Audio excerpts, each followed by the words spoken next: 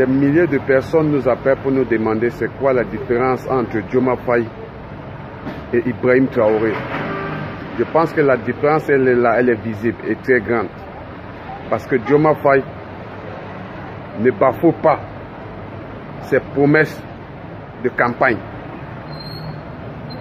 Diomaye Faye sait qu'en tant que le plus jeune président élu démocratiquement dans le continent africain, est aussi une autre responsabilité qui est très lourde.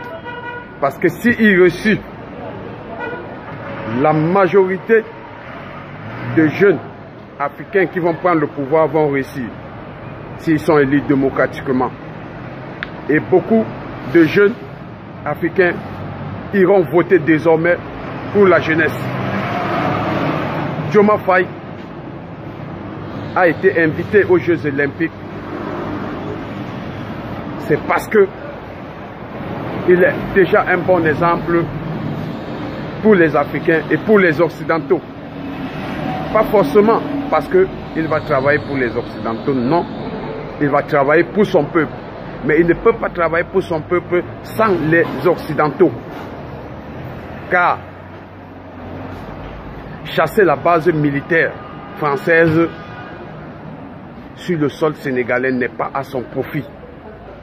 Car l'armée sénégalaise n'est pas encore indépendante. Elle n'a pas encore été formée comme il se doit. Pour cela, la base militaire française a le droit de rester encore dans beaucoup de pays africains jusqu'à ce que nous deviennons indépendants. Par contre, Ibrahim Traoré, il n'a pas fait de promesses de campagne. Mais quand il a pris le pouvoir, il a fait une interview où il a promis ne jamais rester au pouvoir plus de 3 mois. Il comptait remettre le pouvoir aux civils, mais tout en mettant de l'ordre avant de partir. Lui, il veut rester dans les casernes ou aller au champ de combat pour lutter contre les terroristes. C'était sa préoccupation.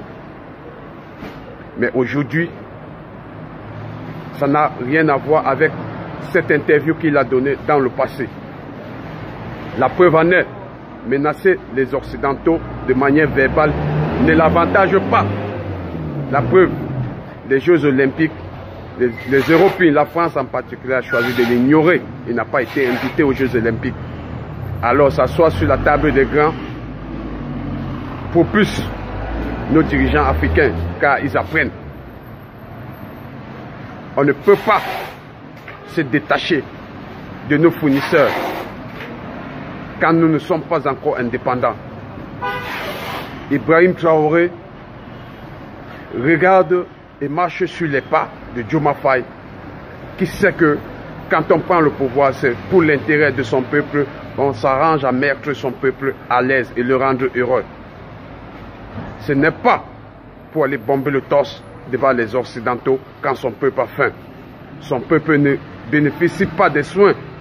Il faut aller se soigner. Il faut aller jusqu'en Côte d'Ivoire ou dans d'autres pays pour se soigner. Vous savez que le pays a encore du chemin à faire.